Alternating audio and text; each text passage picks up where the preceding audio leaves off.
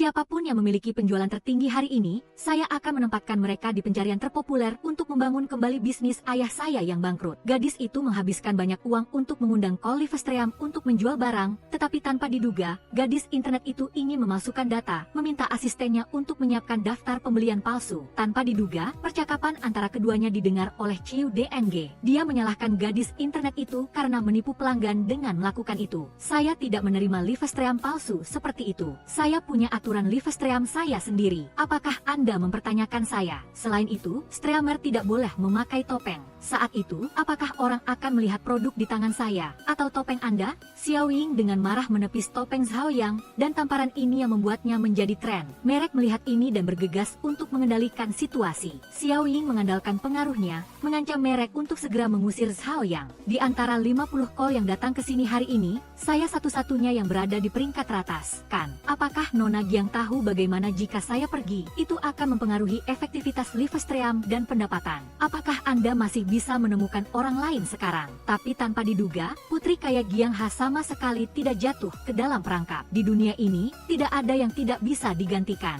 Xiao Ying yang kehilangan muka hanya bisa pergi dengan marah. Setelah itu, Jiang Hu datang dengan cara lain, memanfaatkan call yang diundang hari ini. Berapa banyak pendapatan Livestream Xiao Ying tadi malam? Semua orang harus jelas, komisinya melebihi 10%. Semua orang pasti berpikir bahwa mereka bukan call papan atas seperti Xiao Ying. Jadi, kesempatan seperti itu tidak ada, kan? Hari ini saya menempatkan kesempatan yang pernah kalian lewatkan tepat di depan mata kalian. Itu akan menjadi Xiao Ying berikutnya. Siapapun yang memiliki penjualan tertinggi hari ini, saya akan menempatkan mereka di pencarian terpopuler. Semua orang tergerak setelah mendengarnya, tidak hanya menerima banyak komisi, tetapi bahkan bisa menjadi tren. Jadi mereka dengan gila-gilaan melakukan live streaming. Hanya dalam 1 jam, pendapatan mencapai 30 juta yuan. Tetapi mereka semua tidak menyangka bahwa adegan tadi hanya akting. Ternyata Jiang Hu bekerja sama dengan Xiao Ying untuk membuat drama ini. Dengan sangat cepat mereka menduduki papan pencarian terpopuler. Xiao Ying juga mengambil kesempatan untuk menambah ratusan ribu penggemar. Bisnis juga memiliki pendapatan terobosan 8 miliar. Jiang Hu mengira kali ini kembali ke rumah untuk membantu ayahnya, dia bisa membangun kembali bisnis keluarga. Namun tak disangka, keesokan harinya saat bangun, Jiang Hu mendapati seluruh modal perusahaan telah terputus. Banyak pekerja yang memblokir pintu menuntut gaji mereka. Ternyata, pinjaman modal TAM-an yang diinvestasikan ayah Jiang Hu ditipu. Hanya dalam 1 malam, perusahaan itu bangkrut. Ia tak tahan dengan guncangan itu dan mengalami serangan jantung. Ketika ia dibawa ke rumah sakit, ia tidak dapat diselamatkan. Jiang Hu ingin melindungi bisnis keluarga, menyelesaikan keinginan terakhir ayahnya. Tetapi pemegang saham lainnya bersikeras untuk menjualnya untuk mengkompensasi kerugian. Pada saat Jiang Hu merasa paling tidak berdaya, ia tiba-tiba bertemu seorang pria yang mengubah takdirnya. Sang ibu setiap kali berutang banyak uang akan menggunakan kematian untuk mengancam putrinya, agar ia membantunya melunasi utang. Hao Yang, mulai sekarang, kamu harus hidup dengan baik sendirian. Setelah ini, ibu tidak akan membuat masalah untukmu lagi. Kali ini berapa banyak uang yang rugi, tanpa diduga kali ini putrinya tidak berkompromi lagi. Bahkan dengan marah berkata kepada ibunya, ibu duduk di sini ingin melompat dari gedung, kan? Melompat dari gedung mengapa tidak membuka jendela? Hanya karena keserakahan sesaat ia sendiri yang menghancurkan masa depan putrinya. Zhao yang adalah seorang desainer sepatu, lukisan bergaya Tiongkok yang ia gambar sangat populer, dan juga memiliki sedikit reputasi di industri. Di waktu luangnya, Zhao yang sering mengunggah karyanya secara daring. Hal ini juga membantunya mendapatkan lebih dari 200.000 penggemar. Banyak merek besar ingin bekerja sama dengannya. Tetapi semuanya ditolak oleh Zhao yang dengan alasan tidak menerima pekerjaan pribadi. Namun, ibunya memiliki banyak utang, jadi dia secara sepihak menerima iklan atas nama putrinya. Untuk melunasi utang dengan cepat, Zhao yang hanya bisa berkompromi. Tanpa diduga, begitu utang lunas, ibunya menjadi serakah lagi karena 20.000 yuan secara sepihak memperkenalkan Zhao yang kepada perusahaan saingannya. Akibatnya, begitu ia muncul, terjadi insiden yang menjadi tren. Perusahaan tahu bahwa Zhao yang menerima pekerjaan pribadi di luar, apalagi dari perusahaan saingan. Selama ia bekerja di sini, ia telah beriklan untuk perusahaan saingan, menyebabkan Aneda diseret oleh Free Unicorn ke dalam trik promosi. Hal ini juga bertentangan dengan etika profesional yang seharusnya dimiliki oleh seorang karyawan. Perbuatan Zhao yang memengaruhi reputasi perusahaan. Akhirnya perusahaan tetap memutuskan untuk memecatnya. Namun, begitu sampai di rumah, sang ibu kembali berakting, berpura-pura bunuh diri untuk mendapatkan belas kasihan putrinya. Kali ini ia berinvestasi di saham dan berutang lebih dari 200.000 yuan. Melihat ibunya sendiri yang menghancurkan masa depannya, Zhao yang tidak bisa menahannya lagi. Untuk membantu ibu membayar utang, aku ditipu oleh ibu untuk menandatangani kontrak komersial dengan Free Unicorn. Sekarang aku sudah kehilangan pekerjaan, aku tidak bisa berbuat apa-apa lagi. Ibu cari cara sendiri. Ibu duduk di sini ingin melompat dari gedung, kan? Mengapa tidak membuka jendela saat melompat dari gedung? Meskipun kemampuan Zhao yang sangat luar biasa, tetapi tidak ada perusahaan yang berani menerimanya. Hari ini ada sebuah kantor yang menghubunginya, ingin Zhao yang berada di balik desain. Selama semua desainmu atas nama saya, bagaimana menurutmu? Zhao yang berpikir sejenak, akhirnya tetap menolak. Saya tidak akan membantu siapapun menerima pekerjaan pribadi, juga tidak akan menggambar untuk orang lain. Sekarang Zhao yang tidak lagi memiliki tempat di industri, ia hanya bisa melakukan live stream untuk menghidupi dirinya sendiri, mengandalkan popularitasnya di internet. Ada merek yang setuju untuk membayarnya 50.000 yuan, meminta Zhao yang live stream selama 4 jam untuk mencari nafkah. Ia hanya bisa setuju untuk bekerja sama, tetapi tidak menyangka pemiliknya adalah seorang pria tua mesum. Ingin memiliki kecantikan Zhao Yang, saat bernegosiasi sengaja menyentuhnya, Zhao Yang tidak tahan, langsung membongkar topeng mesumnya. Jangan dekat-dekat denganku, tanpa diduga pihak lain terus mengelak, saya hanya berdiri di sana dan tidak melakukan apa-apa. Siapa yang melakukan sesuatu, tidak melakukan apa-apa, tidak menyentuh. Adegan ini kebetulan dilihat oleh Tete yang datang untuk melakukan survei. Sebagai investor profesional, ia memiliki mata yang bagus dalam melihat orang. Tadi seluruh tubuhnya menempel di punggungku. Tahukah kamu, hanya dengan mendapatkan merek terbesar, nilaimu baru bisa meningkat. Di industri ini, hanya dengan mengandalkan merek terkenal, popularitas bisa meningkat. Sejak pertama kali melihat Zhao Yang, Susi tahu bahwa ia cocok untuk perusahaannya. Apakah kamu masih ingin melanjutkan pekerjaan ini? Bagiku, pekerjaan ini sementara bisa menyelesaikan masalah ekonomi. Jika kamu masih ingin melanjutkan pekerjaan ini, kamu bisa datang ke alamat di kartu nama untuk mencariku. Begitulah Susi meninggalkan kartu namanya dan pergi. Zhao yang sama sekali tidak menyangka, pria di depan akan sepenuhnya mengubah takdirnya. Di tempatku, hal seperti tadi sama sekali tidak akan terjadi. Ini adalah janji pertamaku padamu. Gadis itu awalnya adalah putri kaya, tetapi karena ayahnya dijebak oleh orang lain, hanya dalam satu malam ia kehilangan segalanya. Ia tidak tahan dengan guncangan itu, ingin melompat dari gedung untuk mengakhiri hidupnya. Saat bersiap untuk melompat, seseorang muncul di belakang dan memeluknya erat-erat. Momen ini juga mengubah takdirnya. Ternyata sang ayah selama ini menyembunyikannya dari Jiang Hu. 1 tahun yang lalu perusahaan sudah mengalami krisis ekonomi. Menguasai perusahaan, lalu merencanakan live stream penjualan. Tidak hanya menduduki pencarian terpopuler, bahkan mencetak rekor penjualan. Awalnya mengira bisa membantu perusahaan melewati masa sulit. Tanpa diduga, proyek yang diinvestasikan ayah ditipu, Shen Gui sudah ditangkap, pinjaman modal TAM An sudah hilang. Sang ayah tidak tahan dengan guncangan itu, mengalami serangan jantung dan meninggal. Akhirnya meninggalkan Jiang Hu sendirian dengan utang yang sangat besar. Wakil direktur menyuruhnya pergi ke luar negeri untuk berlindung. Lebih baik pergi ke luar negeri untuk menghindari. Saya sudah membelikan tiket untukmu. Tetapi apapun yang dikatakan, Jiang Hu tidak mau pergi. Ia ingin tinggal untuk membantu ayahnya menyelesaikan keinginan terakhirnya. Tidak bisa membiarkan orang lain merebut perusahaan yang telah ia bangun dengan susah payah. Meskipun perusahaan telah dinyatakan bangkrut, Jiang Hu tetap tidak mau menyerah. Bahkan jika hanya ada sedikit harapan, ia pergi meminta bantuan teman-teman ayahnya, tetapi orang-orang ini hanya peduli pada keuntungan sesaat, tidak hanya tidak mau membantu tetapi juga mengatakan kata-kata yang tidak enak didengar. Jika kamu ingin memulai bisnis atau pergi ke luar negeri dan kekurangan uang, kamu bisa mencariku. Menerima kenyataan, akhirnya hanya Wen Shan yang setuju untuk membantunya, tetapi meminta Jiang Hu untuk melepaskan hak warisnya. Karena dengan demikian perusahaan baru bisa dilelang. Saat itu dia akan menghabiskan uang untuk membeli kembali perusahaan. Namun Jiang Hu berpikir bahwa sekarang ia tidak punya banyak uang, meskipun pelelangan selesai ia juga tidak bisa membelinya kembali. Untuk menghilangkan kekhawatiran Jiang Hu, Wen Shan berjanji padanya, Jiang Hu, kita tumbuh bersama sejak kecil. Ayahku dan ayahmu juga sudah berteman sangat lama. Melihat Free Unicorn sampai ke titik ini, aku dan ayahku sama sedihnya denganmu. Jika kamu benar-benar menganggapku teman, jangan sebutkan hal-hal yang sementara lagi. Mari kita bicarakan jangka panjang saja. Mendengar perkataan Wen Shan, Jiang Hu memilih untuk memercayainya. Tapi tak disangka ini hanya jebakan dari pihak lawan. Sangat cepat tibalah hari pelelangan. Perusahaan yang tadinya 100 juta yuan sudah naik menjadi lebih dari 200 juta. Jiang Hu khawatir melihat Wen Shan, takut perusahaan akan dibeli oleh orang lain. Tapi sekarang sudah melebihi 200 juta. Wen Shan tidak berani memutuskan, hanya bisa meminta pendapat ayahnya. Setelah menutup telepon, ia langsung menawar 226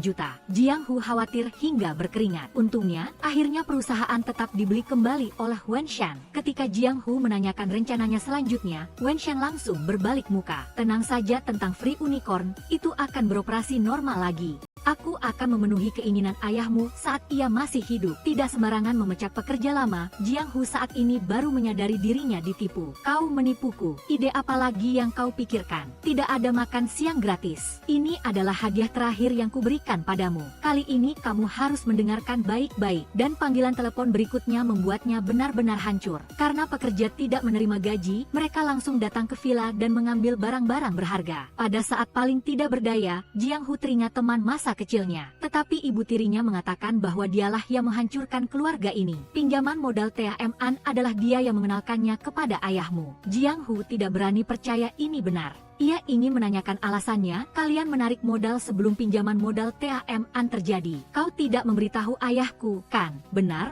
Mendengar pengakuan langsung dari Gao Ge, Jiang Hu dengan marah menamparnya. Pada saat yang sama juga benar-benar putus asa. Malam harinya Jiang Hu mabuk dan naik ke atap. Ini adalah pabrik milik perusahaan, juga pabrik pertama yang dibangun ayahnya. Melihat teman-teman terdekatnya mengkhianati, Jiang Hu tidak punya siapa-siapa lagi di dunia ini, ingin mengakhiri hidupnya di sini. Tepat pada saat ini seorang pria tiba-tiba muncul dan menyelamatkan Jiang Hu. Dia adalah investor bernama Susi, juga dia yang membangun fondasi untuk pabrik ini. Kebetulan lewat dan menyelamatkan nyawa Jiang Hu, takut ia akan melakukan hal bodoh lagi. Susi duduk bersamanya sepanjang malam. Setelah semalam berpikir, Jiang Hu akhirnya mengerti. Ia harus mempertahankan warisan terakhir ayahnya saat bersiap mengumumkan hasil pelelangan. Tunggu, Jiang Hu berlari ke lokasi untuk membelinya kembali. Tidak ada yang harus pergi. Aku sudah membeli dinding musik kembali. Meskipun Jiang Hu sementara berhasil mempertahankan pabrik, ia melakukan ini semakin sia-sia untuk mendapatkan kembali pabrik yang bangkrut ini. Jiang Hu telah menjual semua aset atas namanya. Ibu tiri juga membantunya menyelesaikan semua prosedur. Setelah membayar semua uang pelelangan untuk dinding musik, akunmu masih ada 6.730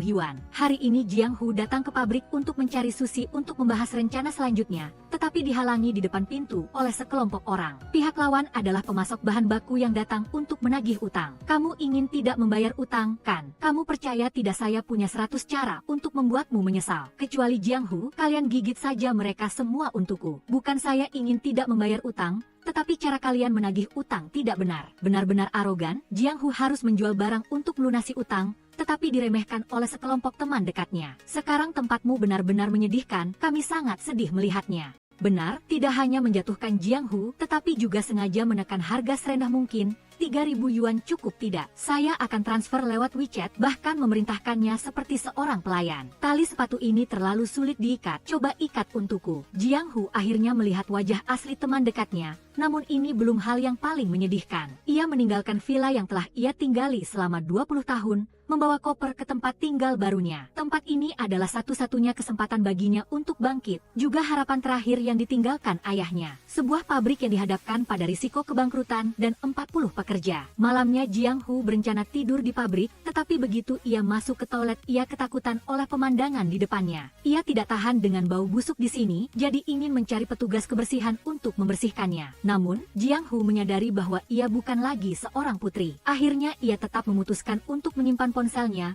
Sekarang ia hanya bisa makan mie instan. Pada saat paling tidak berdaya, ia hanya ditemani oleh seekor anjing. Begitulah Jiang Hu tidur di ruang makan semalaman. Keesokan harinya ketika tiba di pabrik, ia mendapati barang-barangnya telah hilang. Ternyata pekerja di pabrik melihatnya datang. Oleh karena itu, mereka secara khusus membawa koper ke kantor, tahu bahwa Jiang Hu akan tinggal di sini setelah ini. Mereka juga membersihkan toilet dengan bersih, bahkan membuatkan bak mandi untuknya. Kamu sendiri yang menggunakan tempat ini, juga tidak tahu berapa lama kami bisa tinggal di sini. Tapi selama di sini, kami akan merawatmu dengan baik atas nama kakek dan ibu. Perhatian mereka membuat Jiang Hu sangat terharu. Mulai sekarang, kantor adalah rumah Jiang Hu. Keesokan harinya ibu tiri datang mencari Jiang Hu dan memberinya buku catatan ayahnya. Buku catatan ini ayahmu tinggalkan di tempatku. Di dalamnya adalah uang pribadi ayahnya yang dipinjamkan kepada teman. Semua jika dijumlahkan harusnya lebih dari 500.000. Hal ini juga membawa harapan baru bagi Jiang Hu. Namun, semua pinjaman tidak ada surat utangnya, yang berarti utang ini dianggap hangus. Tapi Jiang Hu tetap ingin mencoba sekali, bagaimanapun juga ini adalah cara terbaik untuk menyelamatkan pabrik. Namun, orang-orang yang meminjam uang sangat licik, tidak mengakui pernah meminjam uang dari ayah Jiang Hu. Saat ini ia hanya bisa mencari cara lain. Jiang Hu datang mencari kreditornya dan meminta bantuannya. Dulu ayah saya pernah meminjamkan uang kepada beberapa orang, jika Anda bisa membantu saya menagihnya. Berapapun jumlahnya, saya akan mengutamakan membayar utang kepada Anda terlebih dahulu. Lao Yang mendengar ini dan merasa Jiang Hu memintanya melakukan pekerjaan gratis, jadi ia langsung marah. Apakah saya terlihat seperti orang bodoh? Tapi Jiang Hu sekarang tidak punya pilihan lain. Ia sudah tidak punya uang sepeser pun, bahkan masih ada 40 karyawan yang harus dibayar gajinya. Sekarang tidak tahu harus mencari uang dari mana untuk melunasi utang, mengancam saya ya, lebih tepatnya bernegosiasi. Lao Yang ingin memberi pelajaran pada Jiang Hu, kamu pikir aku tidak punya cara untuk menghukummu, kan? Biarkan ia tahu apa itu etika.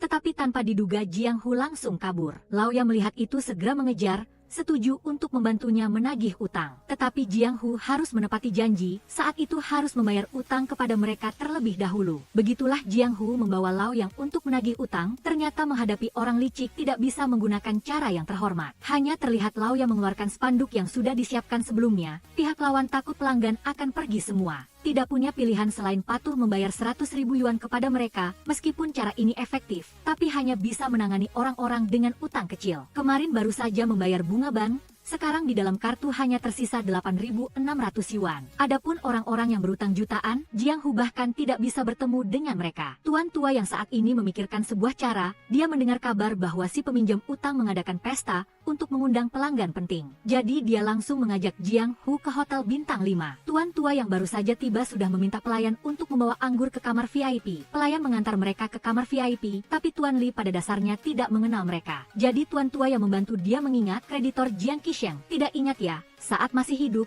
ayah saya meminjamkan 3 juta kepada Anda.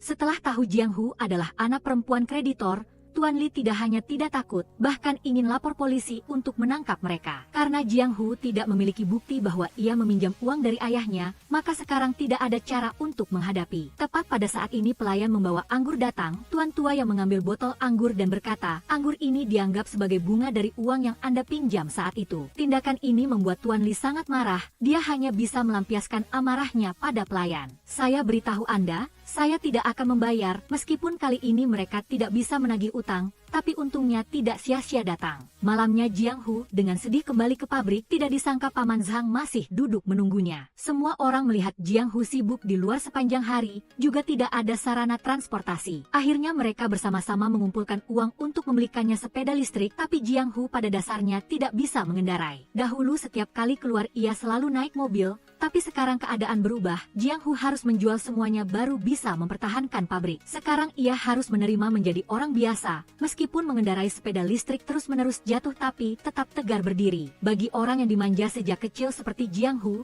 ini jelas adalah penyiksaan fisik dan mental. Ia dengan putus asa terduduk di tanah dan menangis terseduh-seduh, anjingnya melihat sang pemilik bersedih, juga berlari menghibur. Namun mimpi buruk akhirnya tetap datang, karena telah melewati batas waktu pembayaran sewa pabrik, Susi mewakili perusahaan datang untuk mengusir Jiang Hu pergi. Hari ini adalah hari terakhir dari batas waktu 10 hari, bukankah Anda seharusnya membawa mesin dan pekerja pergi dari sini? Susi, cukup. Susi sedang berdebat dengan Jiang Hu, tapi saat ia melihat anjing yang terus berada di dalam ruangan, seketika menjadi ketakutan, meminta asistennya saja yang tinggal untuk menyelesaikan. Anjing Anda menggigit tidak? Setelah Susi keluar, Jiang Hu mengendarai sepeda listrik mengejar, tidak disangka Susi tidak melihat ia tiba-tiba menerobos keluar, sehingga langsung menabrak. Susi buru-buru turun dari mobil ingin membawa Jiang Hu ke rumah sakit, tapi malah dimarahi habis-habisan olehnya. Bisa mengendarai mobil tidak? Kalau tidak bisa jangan mengendarai lagi. Maaf, saya sangat malu. Apakah dengan maaf semuanya selesai? Melihat Jiang Hu masih marah, Susi juga tidak tahu harus berbuat apa. Ia spontan berkata akan mengganti sepeda yang lain, tidak disangka setelah Jiang Hu mendengar malah semakin marah. Tidak semua masalah bisa diselesaikan dengan uang, lalu Anda mau bagaimana? Hei, kenapa Kenapa sikap Anda begitu? Anda sendiri yang mengendarai mobil tidak lihat jalan. Susi tidak ingin berdebat lagi dengan Jiang Hu. Lalu berkata akan menunggu polisi datang untuk menyelesaikan, tapi Jiang Hu tetap tidak mau melepaskan, menarik Susi turun dari mobil. Jiang Hu akhirnya benar-benar hancur dan menangis terseduh-seduh. Setelah menghiburnya, Susi bahkan dengan baik hati menasihatinya untuk menjual pabrik saja. Segera menghentikan kerugian adalah pilihan terbaik. Karena pabrik sudah berhenti beroperasi lebih dari 3 bulan, para pekerja sepanjang hari tidak ada pekerjaan, hanya bisa bersembunyi di dalam ruangan bermain kartu untuk menghabiskan waktu. Tapi sekarang sudah 3 bulan belum gajian, semua orang juga tidak bisa duduk diam lagi. Saat ini sudah ada pekerja yang mulai mencari pekerjaan baru, tapi Paman Sang berpendapat melakukan itu tidak baik. Bagaimanapun juga Jiang Hu sedang memikirkan cara untuk menyelamatkan pabrik. Adegan ini kebetulan didengar oleh Jiang Hu yang lewat. Ia tidak ingin mengecewakan para pekerja yang percaya padanya. Jiang Hu ingin paman mengambil semua uang di dalam kartu untuk membayar gaji mereka, tapi ia berpendapat pabrik sudah berhenti beroperasi. Meskipun tidak membayar gaji juga adalah hal yang wajar. Bagaimanapun juga sekarang masih harus membayar uang sewa pabrik yang baru, tapi Jiang Hu tidak bisa membuat pekerja kecewa. Kali ini saat keluarga mengalami masalah, mereka masih bisa tetap di sini, itu karena rasa hormat kepada ayahmu. Ayah pernah berkata kepada saya, utang apapun tidak boleh utang gaji pekerja. Paman melihat tidak bisa membantah juga hanya bisa pasrah. Tapi ia tetap menasihati Jiang Hu untuk menjual pabrik, dengan begitu bisa mendapatkan uang yang cukup untuk ia hidup di luar negeri. Namun Jiang Hu tetap bersikeras tidak mau menjual pabrik, ia berusaha dengan segala cara untuk melindunginya. Saya sudah memutuskan, keluarga kami akan tetap di sini, tidak akan pindah kemanapun. Jiang Hu ingin menggunakan cara modal nol, di dalam tas bahkan tidak ada satupun uang, tapi tetap bersikeras ingin menyewa pabrik seharga jutaan. Beri saya waktu 1 tahun, saya bisa membayar pokok dan bunganya kepada Anda dengan tingkat bunga tertinggi bank untuk produk keuangan. Untuk menghindari masalah, Susi sengaja memberikan syarat agar Jiang Hu mundur, meminta ia menjual 20.000 pasang sepatu di gudang. Ini juga adalah satu-satunya syarat untuk bisa bekerja sama dengannya. Tetapi tidak disangka hanya dalam waktu 1 minggu Jiang Hu sudah menyelesaikan tugas, namun ketika ia dengan gembira datang mencari Susi untuk menandatangani kontrak, ia malah berbalik arah dan menganggap dirinya dipermainkan karena Jiang Hu telah menjual seluruh 20.000 pasang sepatu itu kepada pamannya. Perilaku cerdiknya ini membuat Susi merasa jengkel. Wanita pertama menangis, kedua merusak, ketiga menakut-nakuti. Semua adalah trik. Selama saya bisa menjual 20.000 pasang sepatu, Anda akan mengizinkan saya menyewa pabrik sesuai dengan syarat yang saya ajukan. Tapi untuk pamanmu, Bos Yuan, membelinya sekaligus,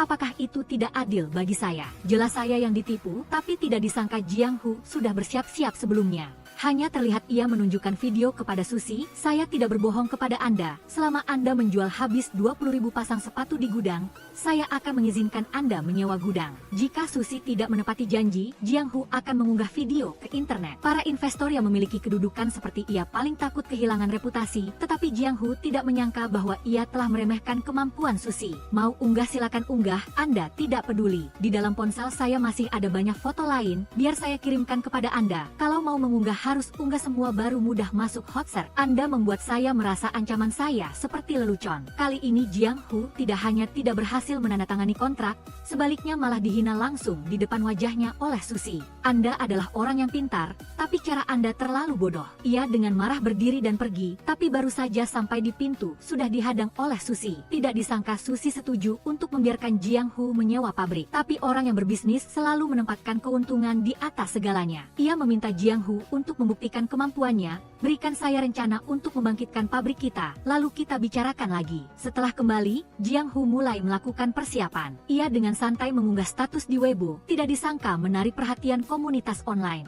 Hanya dalam 1 malam sudah menjadi hot search, sepatu dari pabriknya adalah produk domestik dari tahun 1970-an. Ini membangkitkan perasaan orang-orang dari generasi sebelumnya, juga merasa kasihan terhadap merek yang luar biasa ini. Sepatunya tidak hanya kualitasnya bagus tapi harganya juga rendah. Komunitas online beramai-ramai bertanya alamat untuk membeli sepatu. Ini juga membuat Jiang Hu memiliki motivasi lebih untuk memulihkan pabrik. Dengan cepat ia membawa rencana untuk mencari Susi, tapi ia mengatakan akan segera rapat jadi menolak untuk bertemu. Ternyata barusan Susi pergi membicarakan kerjasama, tapi disiram air dan diusir keluar oleh pihak lawan. Jiang Hu tidak punya cara lain selain duduk menunggu ia pulang kerja. Begitu saja ia menunggu sampai larut malam, Susi setuju memberikan Jiang Hu 15 menit untuk presentasi. Namun setelah selesai menonton ia tidak puas, karena Jiang Hu sekarang tidak memiliki tim, juga tidak memiliki saluran penjualan, bahkan produknya juga fiktif. Ini jelas ingin modal nol. Jiang Hu menjelaskan bahwa sekarang jika mengizinkannya menyewa pabrik, baru bisa membangun tim dan memulai produksi. Apalagi di sana masih ada 40 pekerja yang sangat berpengalaman. Jiang Hu juga akan mencari orang untuk mengelola tim. Susi meminta ia membangun tim dalam waktu 1 bulan, sekaligus menjual 20.000 pasang sepatu yang tersisa, agar ia bisa melihat saluran penjualan mereka yang stabil. Kali ini harus menjual sungguhan, tidak boleh menggunakan trik. Namun Jiang Hu menghubungi kembali mitra ayahnya yang dulu, tapi tidak ada satupun yang setuju untuk bekerja sama. Sekarang Jiang Hu hanya bisa membentuk tim terlebih dahulu. Ia ingin mengajak orang-orang dari perusahaan ayahnya yang dulu untuk kembali. Jiang Hu bersiap mengajak mereka makan bersama, juga meminta pamannya membawa beberapa botol arak Maotai. Tapi paman setelah mendengar langsung pura-pura bodoh, kenapa makanannya asin sekali ya? Asin sungguhan ini, paman akan pergi bicara dengan Koki. Dengan cepat tiba hari pertemuan, tidak disangka hanya direktur pemasaran yang datang. Namun ia bukan datang untuk bergabung dengan tim tanpa dukungan dari mendiang ketua Jiang. Jujur saja, mengikuti Anda, kami tidak memiliki keyakinan. Jiang Hu, paman menasihati Anda dengan tulus, jangan buang-buang tenaga lagi. Paman tidak tega melihat lagi langsung menyela. Kamu mau datang ya datang saja, tidak mau ya sudah, kenapa banyak omong kosong begitu? Hei, paman jangan minum, itu anggur saya, taruh, cepat taruh. Jiang Hu mengeluarkan 5 juta yuan untuk mengambil alih pabrik sepatu yang akan bangkrut. Hanya karena itu adalah jerih payah ayahnya saat masih hidup. Untuk membuat pabrik sepatu terus beroperasi, Jiang Hu hanya bisa memenuhi permintaan pihak kerjasama. Menjual habis 20.000 pasang sepatu yang tersisa dalam waktu 1 bulan. Sejak saat itu setiap hari Jiang Hu datang ke alun-alun tepat waktu. Tapi kakek dan nenek di sini semua adalah calon pelanggan, hanya menjual kepada orang-orang ini sudah sangat banyak. Sebenarnya target sesungguhnya dari Jiang Hu adalah orang tua yang memimpin. Karena 30 tahun yang lalu ia adalah pelanggan terbesar pabrik sepatu. Meskipun sekarang Tuan Du sudah pensiun, tapi di tangannya masih memegang banyak saluran penjualan. Jiang Hu berencana pergi mencari ia untuk mencoba. Lalu berkata bahwa dirinya datang mengunjungi pelanggan lama, juga secara khusus membawa sedikit hadiah untuknya. Pihak lawan baru saja melihat sudah menyadari niat Jiang Hu. Kopi Fazenda Santa seharga $50 per kilogram. Pabrik kita tidak pernah mengeluarkan banyak uang untuk membalas budi pelanggan seperti ini. Tidak disangka setelah Tuan Du menerima hadiah langsung pergi. Sekaligus juga mengatakan bahwa ia akan menjual habis sisa barang ini dan tidak akan masuk ke pabrik sepatu mereka lagi. Jiang Hu hanya bisa menyebut ayah, ingin ia berdasarkan hubungan lama membantu dirinya. Siapa sangka pihak lawan setelah mendengar tiba-tiba menjadi lebih marah. Kami sudah tidak berhubungan lagi lebih dari 10 tahun. Sekarang semakin tidak bisa berhubungan lagi. Tidak apa-apa, kita bisa memperbaiki hubungan lagi kok. Nanti kalau paman butuh bantuan apapun tinggal telepon saya. Saya pasti akan berusaha sekuat tenaga untuk membantu. Kebetulan pengeras suara Tuan Du rusak, perlu dicari orang untuk memperbaikinya. Begitu saja Jiang Hu setuju untuk membantunya. Tapi jenis pengeras suara dari tahun 90-an ini tidak ada yang tahu cara memperbaikinya. Sekarang pekerjaan utama Jiang Hu adalah membawa pengeras suara keliling mencari orang. Namun tidak ada yang bisa memperbaiki barang antik ini. Hari ini Susi kebetulan lewat di pabrik dan bertemu dengan Jiang Hu. Melihat ia menarik pengeras suara kemana-mana, ia juga merasa sangat penasaran. Akhir-akhir ini Anda sangat santai ya, sampai ada waktu mendengarkan musik. Sekarang sudah lewat jam pulang kerja. Hanya tinggal 1 menit lagi sampai jam 6. Anda masih memiliki 24 jam 6 hari 1 menit untuk memenuhi janji yang sudah Anda buat. Semoga Anda menghargai setiap menitnya. Saya tahu, saya mengerti. Anda tenang saja, 20.000 pasang tunggu saja. Setelah melihat mobil Susi, Jiang Hu tiba-tiba memikirkan sebuah cara. Boleh saya pinjam mobilnya? Keesokan harinya Susi datang mengambil mobilnya dan terkejut. Hanya terlihat di dalam mobil dipenuhi dengan pengeras suara warna-warni. Tuan Du juga menjadi orang paling tampan di sini. Sekaligus juga sangat senang di depan musuh. Ini membuat ia memiliki pandangan lain terhadap Jiang Hu. Sangat berbakat. Datang ke pabrik kita bahas lebih detail mengenai penjualan sepatu ya. Keesokan harinya Tuan Du datang sesuai janji. Jiang Hu awalnya mengira kali ini dengan bantuan ia, 20.000 pasang sepatu akan sangat cepat habis terjual. Tapi tidak disangka pihak lawan malah meminta 200.000 biaya hubungan masyarakat. Tapi ia meminta saya memberikan 200.000 biaya hubungan masyarakat. Katanya harus menjalin hubungan dengan saluran saluran distribusi. Ini bagi orang miskin seperti Jiang Hu benar-benar sangat sulit. Tuan tua yang menasihatinya jangan terlalu terburu-buru melakukan hal berisiko. Ingin Jiang Hu mengunggah sepatu untuk dijual di situs webnya. Biar saya yang jual. Menjual sepatu pabrik Anda di Shouji saja. Saya akan menaruhnya di halaman utama. Jiang Hu khawatir ia tidak punya uang untuk membayar biaya operasional. Tapi tuan tua yang malah berkata tunggu, ia punya uang nanti baru dihitung. Meskipun sepatu sudah diunggah di halaman utama, tapi jumlah penjualan tetap tidak bagus. Hanya 1000 pasang. Sekarang hanya tersisa 9 hari. Saat Jiang Hu tidak tahu harus berbuat apa, tiba-tiba satu kalimat dari tuan tua Jiu membuatnya mendapat inspirasi. Beli 1 karton gratis 1 botol produk baru. Jiang Hu tiba-tiba memikirkan sebuah cara. Saya sudah memikirkannya. Jika tidak bisa menjual sepatu, kalau diberikan gratis pasti ada yang mau kan. Untuk bisa menjual 20.000 pasang sepatu dalam waktu 1 bulan, Jiang Hu memutuskan untuk memberikan semuanya secara gratis. Tidak bisa menjual sepatu. Kalau tidak bisa menjual, berikan gratis pasti ada yang mau kan. Beli 1 pasang kaos kaki ekologis anti bau seharga 58 yuan. Gratis 1 pasang sepatu pabrik seharga 79 yuan. Menjual 1 pasang kaos kaki dapat 58 yuan. Dikurangi 10 yuan modal kaos kaki, 20 yuan modal sepatu. Terus dikurangi biaya kerja 5 yuan untuk setiap pasang kaos kaki dan sepatu. Sepatu diberikan gratis. Tapi akhirnya saya masih mendapatkan 23 yuan keuntungan. Bisnis ini tidak menguntungkan. Tapi biaya untuk membuka saluran penjualan butuh 200.000. Jiang Hu pada dasarnya tidak bisa mengeluarkan uang sebanyak itu. Saat ia tidak tahu harus berbuat apa, tuan tua yang berkata ada 1 orang yang bisa membantunya. Akhirnya Jiang Hu membawa harapan untuk mencari Bibi Song. Ia pernah menjadi orang yang sangat terkenal di dunia fashion. Di tangan Bibi Song tidak sedikit saluran penjualan. Belum sempat Jiang Hu membuka mulut, ia sudah langsung setuju. Karena tahun itu orang tua Jiang Hu memiliki budi baik kepadanya, terutama ibumu. Ia pasti akan sangat senang ketika melihatmu membangkitkan pabrik. Jiang Hu tidak menyangka pada saat paling sulit masih bisa diselamatkan oleh sahabat orang tuanya. Dengan cepat di supermarket sudah muncul merek sepatu Jiang Hu. Beli 1 pasang kaos kaki 58 yuan gratis, sepatu 79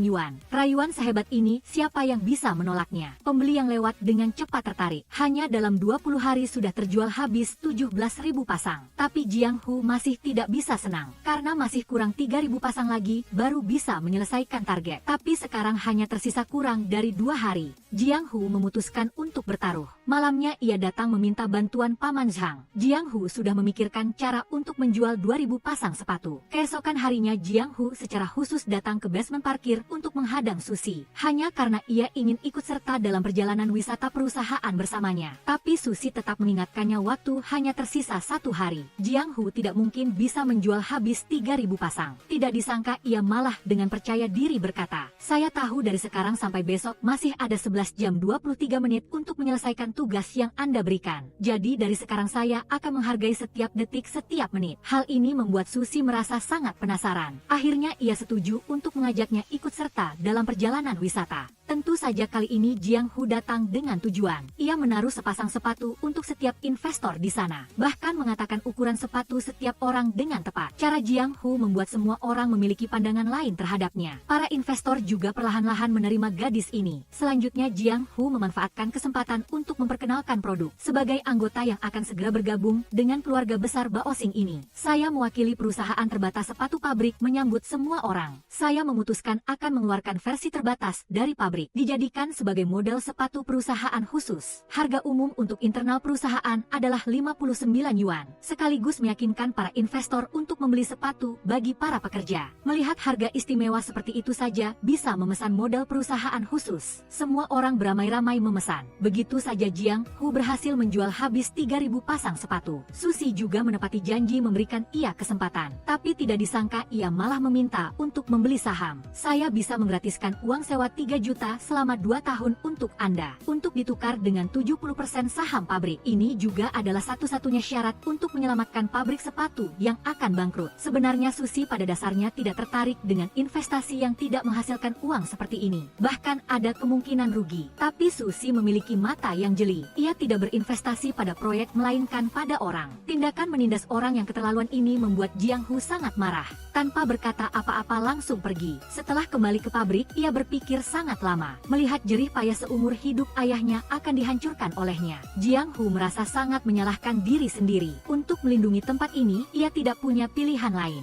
hanya bisa kembali mencari Susi untuk bernegosiasi. Tidak disangka ia sudah di sini menunggunya. 3 juta ditukar dengan 45% saham. Di antara kita sudah tidak ada yang bisa dinegosiasikan lagi. Masih, selama itu bisnis masih ada. Anda menggunakan 5 juta untuk membeli kembali seluruh saham pabrik. Tapi malah ingin saya menggunakan 3 juta untuk ditukar dengan 45% saham. Jelas transaksi merugi ini tidak ada yang mau melakukannya. Lalu tingkat Anda berapa? Beri saya 51%. Kalau begitu, Susi akan mendapatkan hak kontrol. LN Nai Giang HCH NH Kahit NHNG Giang Ha Hongbit RNG NCCHTT Lam Fei Chin Lagiuk Koye Erten Han Ha Mehot NG Terli Hong Kua Bo HNG telah menjadi pemegang saham Tenyue kita. Setelah mengetahui ada perusahaan besar yang mendukung, semua orang dengan gembira bertepuk tangan. Meskipun menerima investasi dari TT, Tenyue masih hanya sebuah pabrik pengolahan. Pesanannya terlalu sedikit untuk produksi. Jika ingin terus bertahan, pasti harus berubah. Pertama,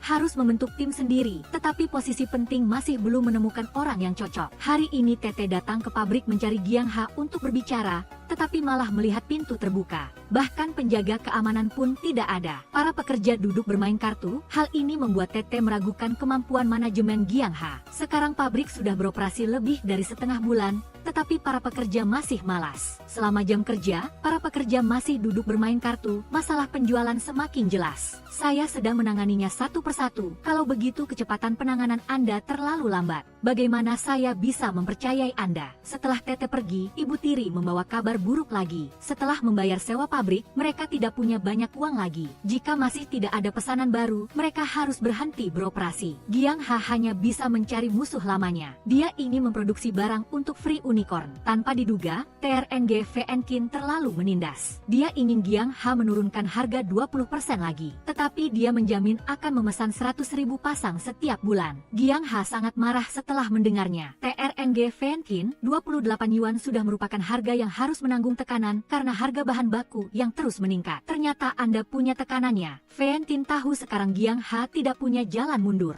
Jika dia tidak menerima pesanan ini, pabrik harus berhenti produksi. Saya bisa pergi ke Asia Tenggara mencari pabrik pengolahan. Di sana ada kebijakan dukungan, harga tenaga kerja juga lebih murah. Kalau begitu, kita tidak perlu membicarakannya lagi. Giang Ha marah dan berbalik pergi. Setelah keluar dari pintu, dia menerima telepon. Ternyata Tete telah mencari tim operasional profesional. Pihak lawan tidak hanya memiliki saluran penjualan yang stabil, tetapi juga memiliki tim desain top. Giang Ha merasa Tete sengaja memamerkan untuk membuatnya marah. Tete, apakah Anda tidak bisa menunggu 1 kuartal lagi? Anda hanya ingin menggantikan saya sekarang juga, kan? Melihat Giang Ha salah paham, Tete tanpa daya hanya bisa mengubah topik. Sekarang sudah lewat jam pulang kerja, ayo kita makan dulu. Tetapi Giang Ha sekarang pada dasarnya tidak punya suasana hati. Jadi dia mencari alasan untuk pergi lebih dulu. Begitu keluar dari pintu, dia segera menelepon VNKin. 22 yuan, sebulan tidak kurang dari 100.000 pasang sepatu. Tetapi Giang Ha juga punya satu syarat, yaitu wajib membayar uang muka 50% di muka. Sisanya dibayarkan setelah 5 hari menerima barang. Setelah mendengar harga semurah itu, VNKin dengan senang hati setuju. Main apa sih? Kamu main apa sih? Manajer setiap hari bermain kartu selama jam kerja. Tetapi Giang Ha pada dasarnya tidak berani menggantinya. Karena setengah dari pekerja di sini dipanggil olehnya. Tetapi Tuan Giang Ha tidak bisa menerima tindakan ini. Ia langsung mengumumkan pemecatan di depan semua orang. Adegan ini kebetulan dilihat oleh Giang Ha. Dia tidak hanya tidak memecat manajer itu, sebaliknya dia juga menenangkannya. Mendengar kata-kata Giang Ha, manajer itu baru mereda amarah. Tetapi begitu dia kembali ke kamarnya, dia dimarahi oleh Tuan. Di depan banyak orang seperti itu, Anda masih menahannya. Sekarang perkataan saya tidak ada bobotnya lagi, kan? Tetapi Giang Ha malah mengatakan bahwa Lu Kuan adalah karyawan lama. Tidak bisa membuatnya kehilangan muka di depan semua orang. Bahkan menyalahkan Tuan melakukan hal-hal yang terlalu ekstrim. Masalah sepele pun membuat seluruh pabrik menjadi gaduh. Melihat Giang Ha membela orang luar, dia sangat marah. Oleh karena itu, ia langsung mengumumkan, hari ini jika Lu Kuan masih tinggal di pabrik, Tuan tidak akan kembali lagi. Anda pertahankan dia, Anda pertahankan saja orang beracun itu. Melihat Tuan Giang Ha pergi, Lu Kuan merasa bangga. Berpikir dalam hati bahwa setelah ini tidak ada lagi yang berani melawannya. Tetapi tidak disangka, hari-hari indah akan segera berakhir. Siang hari Giang Ha mengumumkan 2 hal penting. Hal pertama adalah surat keluar masuk gudang bahan baku. Semuanya harus disetujui oleh Departemen Keuangan barulah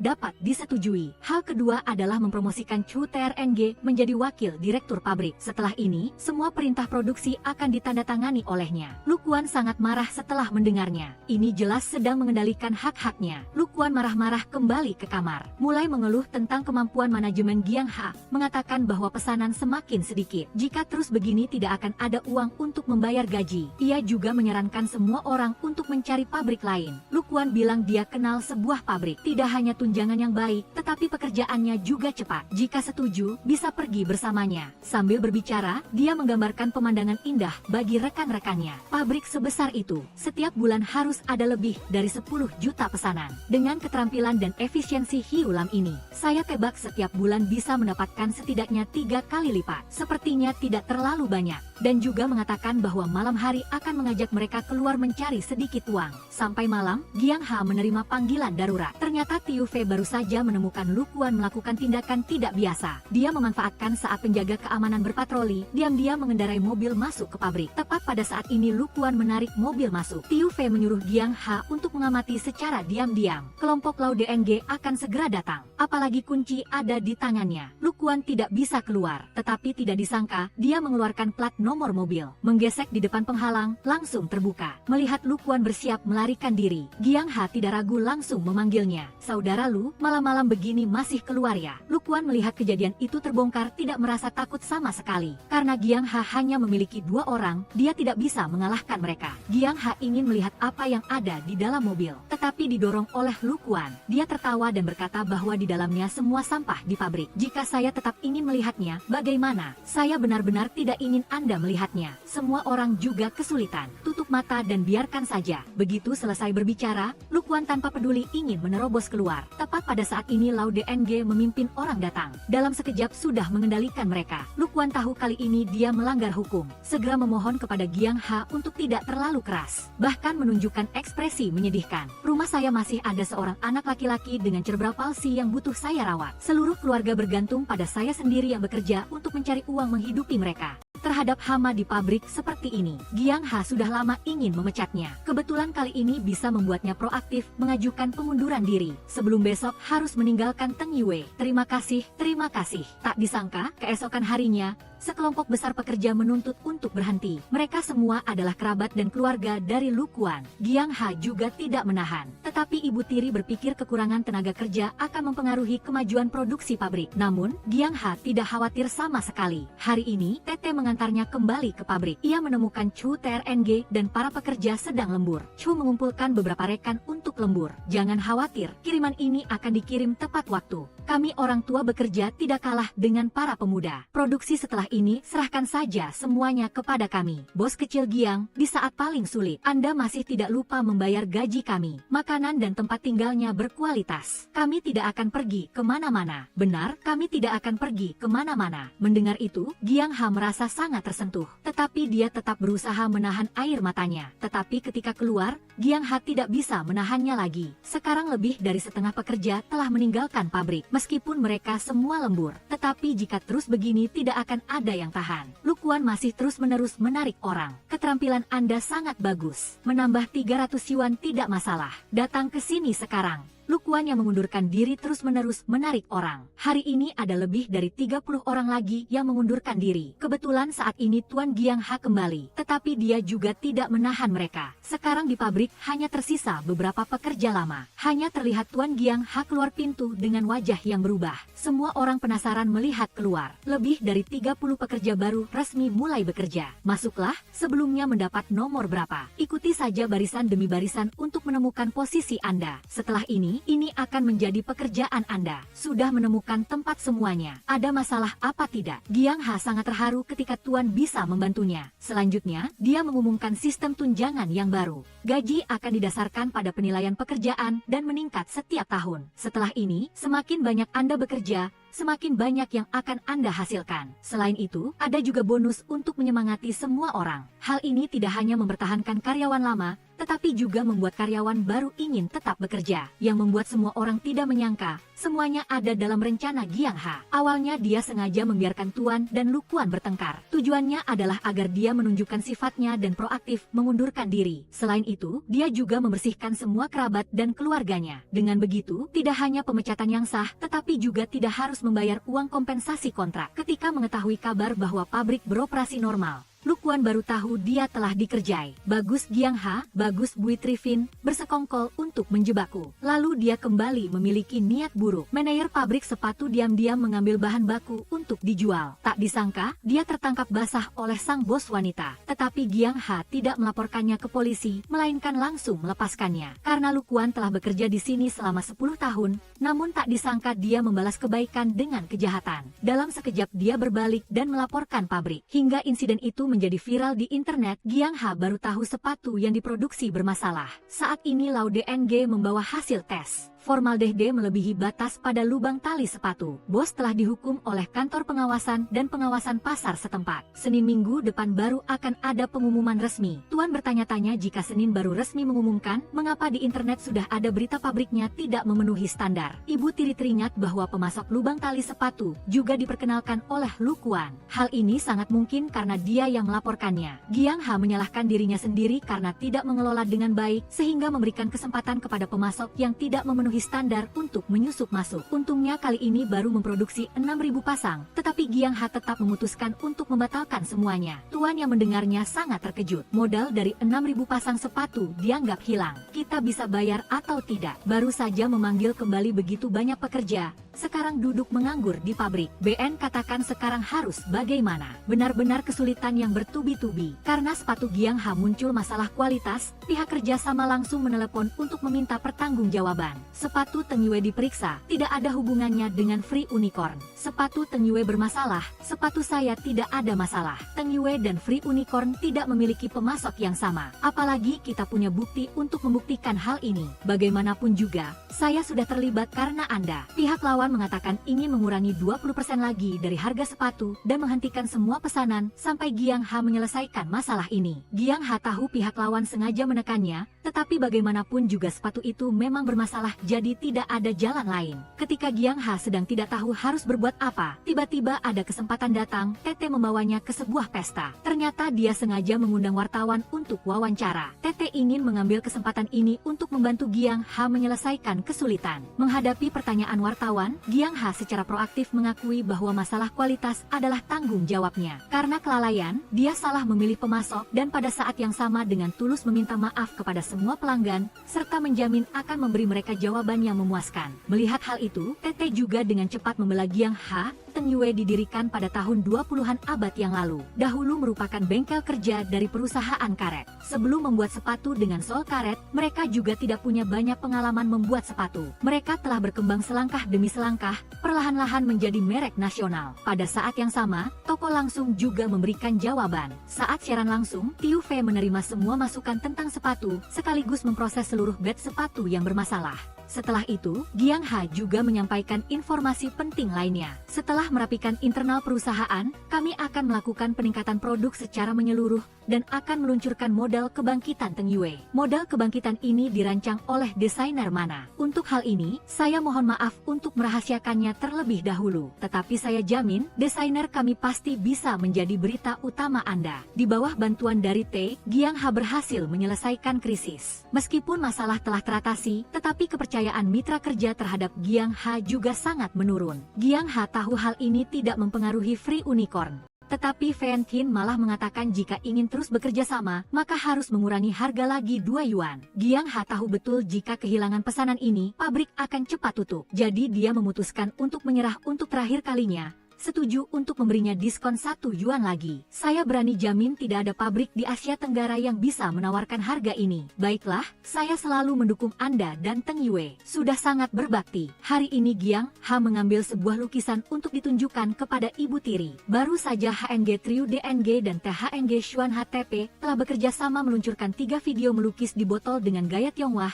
sangat laris di toko flagship mereka. Giang Ha ingin membuat produk dengan gaya Tionghoa dan HNG Trio DNG adalah orang yang paling cocok. Tetapi sekarang dia sudah menandatangani kontrak dengan perusahaan lain. Jika ingin merekrutnya, harus membayar kompensasi kontrak 5 juta yuan. Bagi saya, HNG Trio DNG layak mendapatkan uang sebanyak itu. Meskipun Giang Ha tidak punya uang sebanyak itu, tetapi dia tetap tidak mau menyerah. Ingin mencoba uang pembatalan kontrak 1 juta yuan. Saya yakin. Kalau begitu, mari kita bertemu di pengadilan. Gadis itu keluar untuk menerima telepon. Di siang hari Bolong dipaksa ditarik pergi oleh orang lain. Penjaga keamanan melihatnya ingin menghentikan, tetapi didorong oleh orang-orang itu. Kebetulan adegan ini dilihat oleh Giang Ha. Nyonya tua itu menyuruhnya untuk tidak mencampuri urusan orang lain dan mengatakan bahwa gadis itu adalah menantu mereka yang kabur. Giang Ha berbalik dan bertanya pada Hiu Lam apa yang terjadi. Dia dengan sedih mengatakan bahwa dia dipaksa oleh ibunya. Awalnya ibunya menerima 200.000 uang mahar, menyuruhnya dan pihak lawan pergi menerima akta nikah. Nyonya tua itu mendengar dan dengan marah mengatakan Hiu Lam berbicara omong kosong. Dia malah mengatakan setiap hari dia dianiaya, benar-benar tidak tahan lagi jadi baru kabur dan berjanji akan mengembalikan 200.000 yuan kepada mereka. Nyonya tua itu menertawakan Hiu Lam yang berpikir tidak realistis. Chu TRNG menarik Giang Ha ke samping untuk menasihatinya. Jangan pedulikan urusan pribadi pekerja, tetapi Giang Ha bisa melihat keputusasaan di mata Hiu Lam.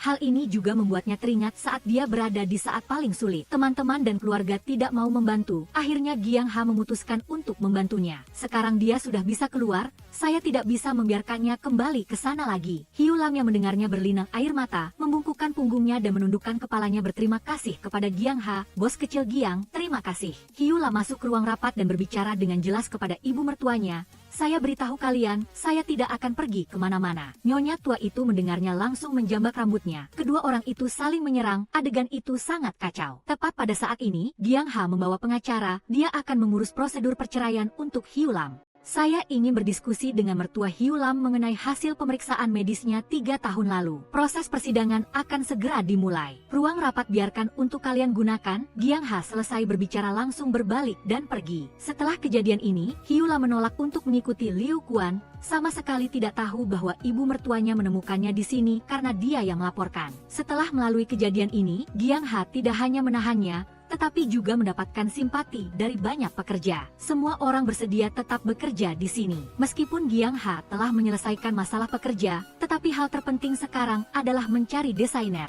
Jika tidak, satu-satunya model klasik pun tidak akan bisa dijual, jadi Giang Ha pergi mencari teman SMA-nya, HNG Chiu DNG. Dia tidak hanya seorang desainer yang luar biasa, tetapi juga seorang call dengan jutaan penggemar. Tetapi Chiu DNG tidak mau membantu Giang Ha, hanya karena saat itu Giang Ha mengambil kesempatan masuk universitas unggulan darinya. Ayahmu adalah orang yang mensponsori beasiswa untuk Universitas Nanda. Itu sama sekali tidak adil. Chiu DNG hanyalah seorang streamer yang baru memulai, tetapi sudah diperhatikan oleh perusahaan pelatihan call. Tidak hanya memberinya sebuah rumah, tetapi juga menyediakan sumber daya terbaik, membuat Chiu DNG dalam semalam bertambah 1 juta penggemar. Tanpa disangka dia malah membuat cemburu rekan kerjanya. Untuk mendapatkan kembali posisi streamer nomor 1 di perusahaan, Anna memutuskan untuk memberi pelajaran pada Chiu DNG. Mereka akan tahu siapa yang nomor 1 di Titi. Sangat cepat kehidupan pribadi Chiu DNG disebarkan ke internet. Di situ disebutkan bahwa tengah malam dia naik mobil investor. Bahkan masa lalu buruk ibunya pun digali. Bibi TNG menyuruh Chiu DNG pulang untuk menghindari badai. Dia akan menyuruh orang untuk menginvestigasi masalah ini dengan jelas. Chiu DNG mengira foto itu diambil oleh orang dalam perusahaan.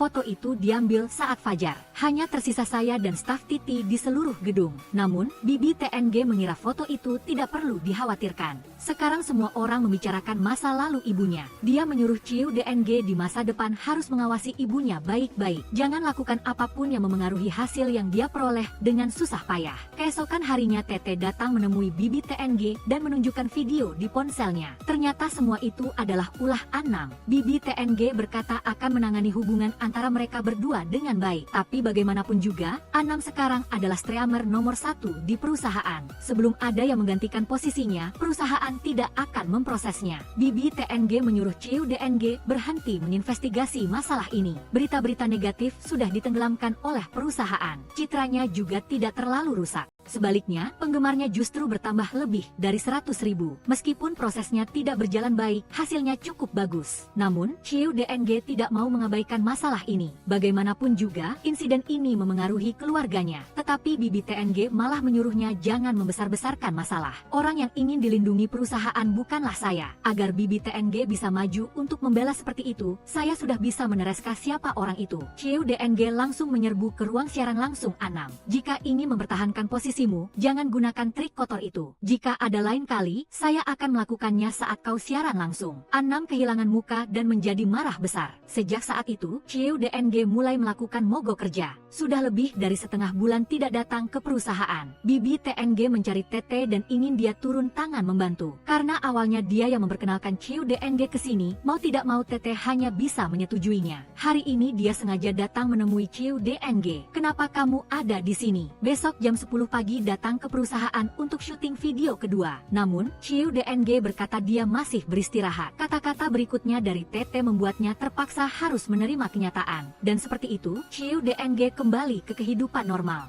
Tapi tidak disangka ibunya kembali berbuat ulah. Dia benar-benar sudah cukup. Akhirnya, kapan aku bisa bebas? Ciu DNG berjalan di jalan pada malam hari dan diikuti orang lain. Dia ketakutan dan mengambil ponsel untuk menelepon kakaknya. Tetapi saat ini dia sedang mandi. Lau DNG dengan enggan mengangkat telepon. Halo, DNG Gin, sepertinya aku diikuti. Ketika tahu adiknya dalam bahaya, Lau DNG belum selesai mandi sudah buru-buru keluar. Ciu DNG sangat ketakutan karena mengetahui ada orang yang mengikutinya. Lebih buruknya lagi, mobil Lau DNG dibawa pergi orang lain. Dia hanya bisa berlari ke sana. Meskipun sudah lelah hingga kaki dan tangannya lemas, tetapi berpikir adiknya sedang dalam bahaya. Lau DNG masih berusaha sekuat tenaga untuk berlari. Untungnya di tengah jalan bertemu dengan adiknya yang sedang panik. Ciu DNG, ini kakak. Pihak lawan melihat kejadian itu terbongkar dan buru-buru melarikan diri. DNG Gin, jangan kejar lagi. Ternyata Ciu DNG adalah seorang desainer berpengaruh di internet. Setelah bekerja sama dengan sebuah perusahaan kosmetik, saham perusahaan itu terus-menerus naik. Bersamaan dengan itu, masyarakat juga berlomba-lomba untuk membeli saham. Ibu Ciu DNG dengan cepat berlari untuk membawa kabar gembira. Putri baik ibu, kamu jadi kaya, kenapa tidak bilang sama ibu? Ibu lagi bermimpi di siang bolongnya. Itu loh, kosmetik yang kamu iklankan itu. Apa ya? Sahamnya dari 4 yuan terus naik sampai 89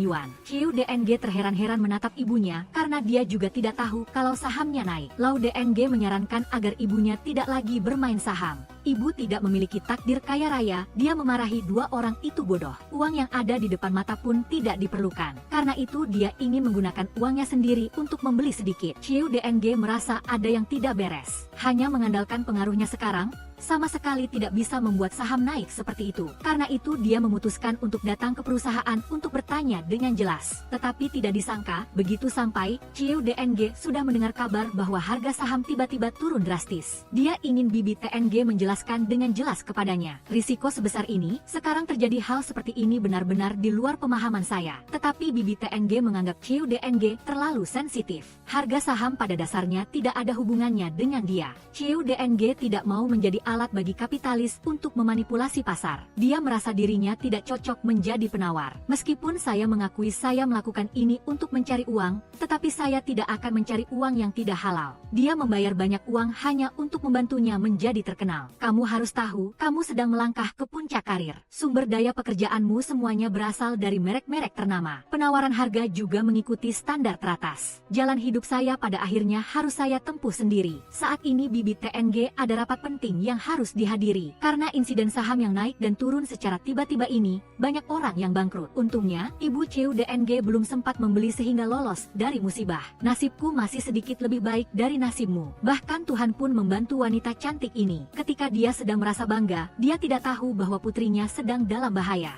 Untuk menjual 100.000 pasang sepatu, Giang Ha mengganti semua tali sepatu menjadi warna-warni. Dengan begitu bisa menciptakan model sepatu baru. Sepatu Teng Yue harus terus berinovasi. Meskipun kita masih belum menemukan desainer terbaik, tapi jumlah penjualan tidak boleh berkurang. Kita mulai mengubah dari tali sepatu putih ke warna lain. Selangkah demi selangkah memperbaiki sepatu Teng Yue. Bagaimana? Meskipun jumlah penjualan tidak buruk, tapi bagaimanapun juga masih model sepatu lama. Jika ingin terus beroperasi dalam jangka panjang, harus mendesain model lain. Tapi Giang Ha dan Chiu DNG memiliki dendam satu sama lain. Jadi dia hanya bisa mencari perusahaan desain lain. Pihak lawan mengatakan bahwa tim mereka semuanya adalah desainer luar biasa yang kembali dari luar negeri. Selain itu, mereka juga mendapatkan penghargaan internasional. Giang Ha penasaran bertanya tentang desain produk. Desain sederhana 120.000 per model, 1 tahun tidak boleh kurang dari 10 model. Giang Ha langsung terkejut setelah mendengar harganya. Lalu dia malu-malu mengatakan, apakah saya bisa memesan 2 model sementara? Tanpa disangka, dia langsung ditolak mentah-mentah oleh pihak lawan. Maaf, perusahaan kami melayani perusahaan dari tingkat terendah ke atas. Giang Ha tidak ada cara lain selain pergi dengan kecewa. Untuk sementara dia hanya bisa meminta bantuan Lau DNG. Untuk melepaskan ikatan di antara mereka berdua,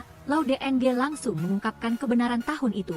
Ternyata saat SMA, Chiu DNG selalu berpikir bahwa Giang Ha telah merebut kesempatan masuk Universitas Nanda darinya karena ayahnya adalah sponsor beasiswa. Meskipun pada akhirnya Giang Ha melepaskan kesempatan itu, tapi hal ini membuat Chiu DNG merasa tidak adil. Karena terkena pukulan, dia tidak bisa menunjukkan kemampuannya secara maksimal saat ujian masuk universitas. Pada akhirnya dia hanya bisa masuk ke universitas biasa. Setelah Giang Ha tahu, dia merasa sangat menyesal. Sebenarnya Lau DNG tahu Chiu DNG sangat suka mendesain karena dia sering melihatnya menggambar di sepatu. Jika bukan karena paksaan hidup, dia tidak akan menjadi Cole. Lau DNG ingin Chiu DNG memilih pekerjaan yang dia sukai. Jadi hari ini dia secara khusus mengadakan pesta. Chiu DNG melihat Giang Ha juga datang. Begitu duduk, dia langsung berkata dengan marah, cepat katakan apa yang ingin kamu katakan. Giang Ha juga terus terang mengatakan tujuannya. Datanglah menjadi desainer untuk Teng Yue. Saya sudah melihat acara kerjasama antara kamu dan Lide. Kamu sudah menggambar banyak sepatu. Kamu masih ingin menjadi desainer kan? Tapi Chiu DNG merasa Giang Ha menganggap dirinya benar. Teng Yue sekarang hanya pabrik sepatu yang hampir bangkrut. Berani-beraninya kamu meminta desainku. Kamu adalah orang yang paling kubenci. Percakapan mereka berdua dipenuhi bau mesiu. Tanpa disangka Giang Ha yang selama ini sombong malah merendahkan diri meminta maaf kepada Chiu DNG. Maaf, dulu saya bersikap tidak benar padamu. Jika kamu juga bisa melepaskan masa lalu, saya harap kita bisa berkenalan lagi dari awal. Halo, saya Giang Ha. Melihat Giang Ha dengan tulus meminta maaf, Chiu DNG juga melepaskan masa lalu, memaafkannya. Begitu saja, mereka berdua minum sampai tengah malam. Sekaligus juga membuka hati dan membicarakan banyak hal. Tapi manajer Chiu DNG tidak mau melepaskannya. Karena sekarang Chiu DNG adalah streamer nomor 1. Dia harus membayar denda kontrak jutaan yuan. Giang Ha juga tidak berdaya, hanya bisa mencari cara lain. Hari ini dia datang menemui teman baiknya dulu. Ingin pihak lawan membantunya menjual barang. Tapi Giang Ha sekarang sudah bukan nona muda kaya raya lagi. Teman baiknya sama sekali tidak peduli padanya. Bagaimana kami menawarkan harga kepada perusahaan lain. Begitu juga yang akan kami tawarkan kepada Teng Yue. Jika Teng Yue tidak sanggup membayarnya, saya rasa kita tidak perlu membuang-buang waktu untuk bernegosiasi lagi. Semua orang sangat sibuk. Giang Ha kecewa dan tidak tahu harus berbuat apa. Namun, sebuah pesan membawa harapan baginya. Awalnya LYTNG meminjam 3 juta dari ayah Giang Ha. Tapi sekarang dia baru saja membuat aplikasi jadi sedikit kekurangan uang. Dia hanya bisa membayarnya dengan cicilan selama 1 tahun. Giang Ha tiba-tiba terpikirkan sebuah cara. Dia ingin LYTNG beriklan di beranda aplikasi selama 1 minggu. Biaya iklan anggap saja sebagai keuntungan yang dibayarkan kepada Giang Ha. LYTNG juga dengan senang hati menyetujuinya dan menyuruh Giang Ha kembali untuk menyiapkan dokumennya. Tapi pada akhirnya dia tetap dengan baik hati mengingatkannya. 70% pelanggan kami adalah orang di bawah 40 tahun. Tapi model sepatumu terlalu kuno. Jika ingin meningkatkan penjualan, mungkin harus berubah. Begitu Giang Ha keluar dari pintu, dia langsung menelepon Lau DNG, menyuruhnya membawa sepatu yang digambar Chiu DNG ke sini. Apakah ini akan memengaruhi Chiu DNG? Lau DNG, tujuan kita semua adalah ingin Chiu DNG kembali menjadi desainer. Kenapa saya harus menyakitinya? Lau DNG menganggap melakukan itu juga demi kebaikan Chiu DNG. Jadi dia diam-diam membawa sepatu itu pergi. Giang Ha segera melakukan siaran langsung dengan sepatu yang dia desain. Mengandalkan pengaruh Chiu DNG untuk beriklan. Cukup membeli sepasang sepatu Teng Yue. Akan mendapatkan kotak warna yang sama dengan Chiu DNG. Dengan begitu bisa menciptakan sepasang sepatu yang unik. Cara ini berhasil meningkatkan penjualan Giang Giang Ha 10 kali lipat. Tapi tidak disangka malah menimbulkan masalah bagi Chiu DNG. Bibi TNG dengan marah menyerbu ke kamar dan memarahinya. Apa kamu tahu betapa seriusnya apa yang kamu lakukan? Apa yang saya lakukan? Kamu sudah menandatangani kontrak dengan media TV. Jadi tidak boleh menerima pekerjaan pribadi di luar. Chiu DNG melepaskan pekerjaan siaran langsung yang menghasilkan banyak uang. Memilih untuk datang ke pabrik sepatu yang hampir bangkrut untuk menjadi desainer. Hasilnya, begitu dia mendesain model sepatu baru, langsung diejek oleh semua orang. Apa kamu sudah hitung biayanya akan habis berapa? Apa kamu tidak tahu? Harus menjamin 80% laba kotor. Sepatu ini setidaknya harus dihargai lebih dari 500 yuan. Harus 600 yuan. Chiu DNG pergi dengan marah. Tapi Tuan Giang Ha masih menggerutu tanpa henti. Apa kita mempekerjakan desainer atau bibi-bibi? Temperamennya begitu panas. Kalau dia tidak mau kerja, pecat saja dia. Dia tidak tahu bahwa Giang Ha harus membayar harga yang sangat besar baru bisa mengundang Chiu DNG datang ke sini. Awalnya modal ingin meminjam popularitas Chiu DNG, membuat saham yang dinamai Call. Setelah saham naik 5 kali lipat, pemegang saham mulai menjual semua saham di tangan mereka, menyebabkan banyak pelanggan bangkrut. Hal ini juga membuat publik menyalahkan Chiu DNG, mengatakan dia dan Xiang Chunyaji menipu pelanggan. Setelah Giang Ha tahu, dia ingin membantu Chiu DNG, pertama-tama dia datang mencari manajernya untuk bernegosiasi. Dia ingin menyisihkan 5% dari pendapatan Teng Yue untuk ditukar dengan kebebasan Chiu DNG. Tapi Bibi TNG merasa Chiu DNG bernilai puluhan juta. Sedangkan pabrik sepatu Giang Ha setiap tahun hanya menghasilkan beberapa juta. Namun, apa yang dikatakan Giang Ha setelahnya mengubah pemikirannya. Krisis media sudah saya tangani. Melakukan ini, kamu juga harus menanggung tanggung jawab yang tidak kecil. Saya yakin setelah rencana ini terlaksana, kita berdua akan sama-sama diuntungkan. Sebenarnya Chiu DNG bukan satu-satunya pilihan saya, juga bukan hanya dia desainer yang cocok, tapi membuang-buang waktu dengan percakapan yang tidak berarti sungguh tidak efisien. Bibi TNG tahu insiden kali ini sangat memengaruhi perusahaan. Sudah banyak merek terkenal yang membatalkan kerja sama dengannya. Meskipun kehilangan Chiu DNG, dia bisa mempertahankan reputasinya. Bibi TNG hanya bisa menerima tawaran Giang Ha. Selanjutnya, Giang Ha datang ke perusahaan lama Chiu DNG, ingin membantunya menyelesaikan kontrak kerja. Sekaligus juga ingin membeli hak cipta desain Chiu DNG. Manajer setuju menerima 200.000 untuk menyelesaikan kontrak, tapi masalah hak cipta harus dia bicarakan dengan direktur. Akhirnya, Giang Ha membawa kontrak itu menemui Chiu DNG. Chiu DNG menyalahkan Giang Ha karena tidak membicarakan masalah ini dengannya. Apalagi dia juga tidak bilang akan datang ke Teng Yue menjadi desainer. Namun, Giang Ha dengan percaya diri berkata, saya bahkan pergi ke Aneda untuk membeli kembali hak cipta desainmu. Apa kamu tidak ingin melihat merek ini kembali ke pasar? Hal ini benar-benar tidak terpikirkan oleh Chiu DNG. Janji Giang Ha membuatnya ragu-ragu. Setelah itu Giang Ha kembali berkata, besok akan menunggu Chiu DNG di konferensi pers. Sebenarnya di luar, Giang Ha terlihat percaya diri, tapi kenyataannya dia masih sedikit khawatir. Keesokan harinya, konferensi pers dimulai. Xiang Chunyaji mengumumkan kerjasama dengan Teng Yue, sekaligus meminta maaf kepada semua orang tentang masalah saham. Para pemegang saham juga berhenti menjual saham mereka. Hal ini membuat harga kembali ke tingkat normal. Giang Ha mengatakan bahwa Xiang Guanyaji dan Chiu DNG bekerja sama dengannya, sebenarnya adalah untuk membantu Teng Yue kembali ke pasar. Giang Ha menerima semua tanggung jawab, oleh karena itu Teng Yue juga mendapatkan perhatian yang sangat tinggi. Akhirnya, Giang Ha mengumumkan kepada media, Chiu DNG akan menjadi desainer eksklusif Teng Yue, sekaligus akan datang ke lokasi untuk mendesain logo kerjasama. Tapi pintu tetap tertutup rapat, Chiu DNG tidak muncul. Giang Ha khawatir dan berdoa agar dia datang. Tepat pada saat ini, pintu tiba-tiba terbuka, tapi yang masuk bukan Chiu DNG. Saat Giang Ha melihatnya, dia begitu terharu hingga meneteskan air mata. Konferensi pers berjalan dengan sangat baik, tapi yang tidak disangka oleh Giang Ha adalah perusahaan lama Chiu DNG ternyata memanfaatkan popularitas yang diciptakan oleh Giang Ha. Mereka terus-menerus memproduksi sepatu yang dulu didesain oleh Chiu DNG. Tuan Giang Ha langsung melimpahkan tanggung jawabnya pada Chiu DNG. Ada apa ini? Kamu bilang desain ini untuk Teng Yue kita kan?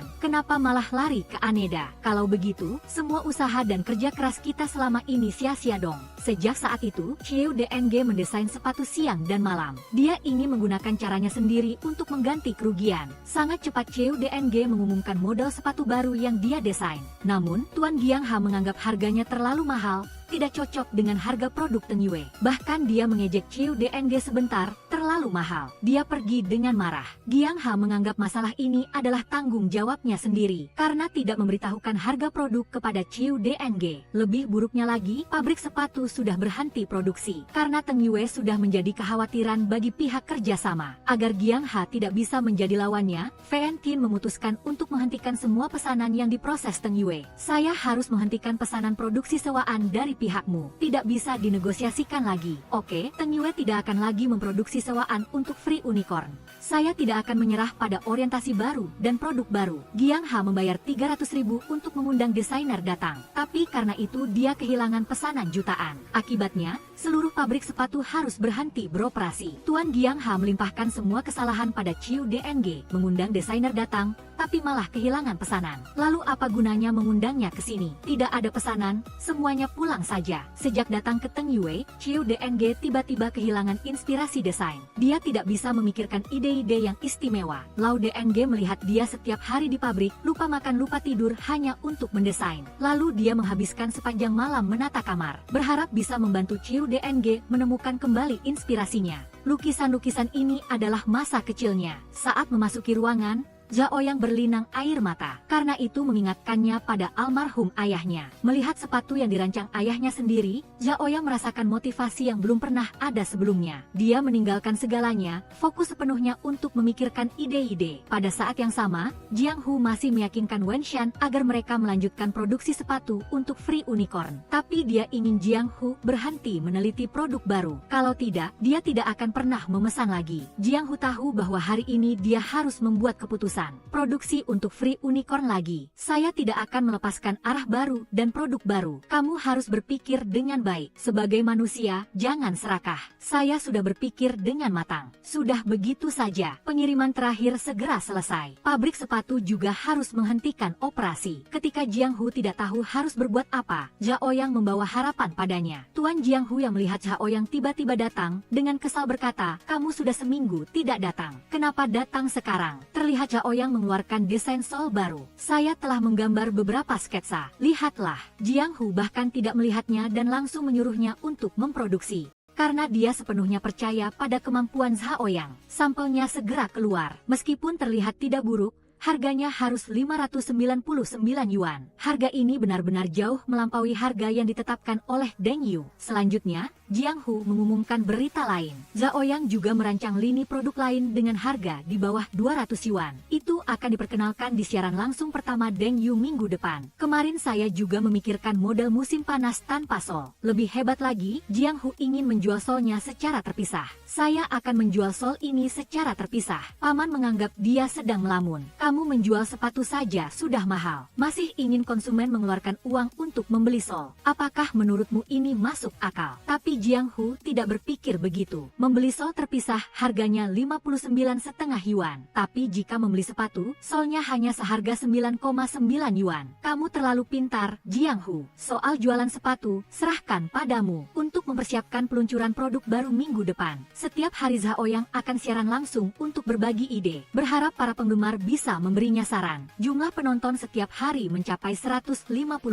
Semua orang sangat menantikan produk baru. Wen Shan setelah mendengar berita itu merasa khawatir. Dia menyesal karena awalnya tidak menahan Zhao Yang di Free Unicorn. Sekarang Deng Yu telah mengancam produk mereka. Untuk mencegah Jiang Hu merebut pasar, Wen Shan menyuruh bawahannya menghubungi para agen, langsung mencegah mereka bekerja sama dengan Deng Yu. Sejak saat itu, Tuan Jiang Hu terus-menerus ditolak. Agen-agen yang sebelumnya sudah selesai bernegosiasi kini juga menghindarinya. Tak ada cara lain, Jiang Hu hanya bisa turun tangan sendiri. Pertama, dia mencari sahabat ayahnya, ingin mengundangnya untuk berpartisipasi dalam siaran langsung produk baru. Tapi Meneyer Fang menolak dengan berbagai alasan. Akhirnya tiba juga hari siaran langsung. Tapi hanya ada beberapa agen kecil yang datang lokasi. Sayangnya hari itu Jiang Hu juga demam tinggi. Akhirnya ditarik Susi ke rumah sakit karena siaran langsung akan segera dimulai. Tapi pembawa acara tidak ada di sini. Zhao Yang merasa sangat cemas. Dia terus menelepon Jiang Hu, tapi tak disangka yang mengangkat telepon adalah Susi. Dia memberikan Zhao Yang wewenang penuh untuk menangani masalah ini. Paman masih mengeluh karena Jiang Hu tidak ada di sini. Jika terjadi sesuatu, siapa yang akan bertanggung jawab? Tepat pada saat ini Zhao Yang berlari ke lokasi. Saya yakin tidak akan ada kesalahan. Masing-masing ke posisinya, bersiap untuk mulai. Zhao Yang dengan penuh percaya diri melangkah ke podium. Orang-orang di bawah melihat model sepatu baru dengan tegang tidak berani bernapas keras. Gambar perlahan muncul di layar. Desain baru Zhao Yang yang pertama kali diluncurkan menerima banyak perhatian.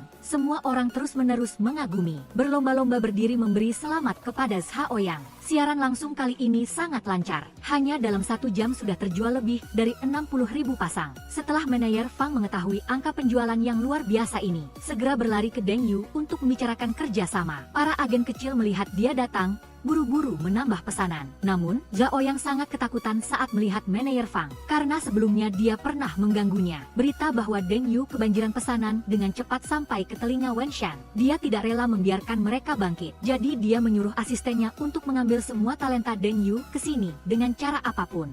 Zhao Yang pernah diganggu oleh direktur perusahaan. Dia mengira setelah berhenti bekerja tidak akan bertemu lagi. Tapi tak disangka malah bertemu di perusahaan baru. Terlebih lagi, sebentar lagi akan menjadi pihak yang bekerja sama dengannya. Zhao Yang tidak ingin mimpi buruk itu terjadi lagi. Jadi dia memohon Jiang Hu untuk melepaskan kesempatan kali ini. Tapi Jiang Hu tidak tahu situasinya. Mengira Zhao Yang membuat masalah tanpa alasan. Jika kali ini tidak bekerja sama dengan manajer Fang, pabrik Deng Yu tidak akan bertahan sampai bulan depan. Zhao Yang tidak punya pilihan lain selain menceritakan alasan penolakannya. Karena dia pernah menggangguku. Jiang Hu terdiam di tempat setelah mendengarnya. Saat ini dia sudah membuat keputusan akhir. Ternyata Zhao Yang tahu Jiang Hu akan bekerja sama dengan manajer Fang. Jadi dia segera mencari teman baiknya. Karena pusat perbelanjaan Gao Ge akan mengadakan acara. Kebetulan Deng Yu dapat mengambil kesempatan ini untuk berpartisipasi. Gao Ge setuju untuk memberi mereka stand sendiri. Selain itu, juga mensponsori seluruh biayanya. Hanya saja pihak Jiang Hu. Tidak masalah, aku akan kembali membicarakannya dengan dia. Tapi bagaimanapun juga, Jiang Hu tidak mau bekerja sama dengan Gao Ge. Karena awalnya dia menipu ayahnya untuk berinvestasi dalam manajemen aset, baru menyebabkan perusahaan mereka bangkrut. Ayah Jiang Hu juga meninggal karena serangan jantung. Ibu tiri menyarankan Jiang Hu bahwa kesempatan ini tidak mudah didapat. Tapi Jiang Hu masih tidak mau melepaskan masalah ini.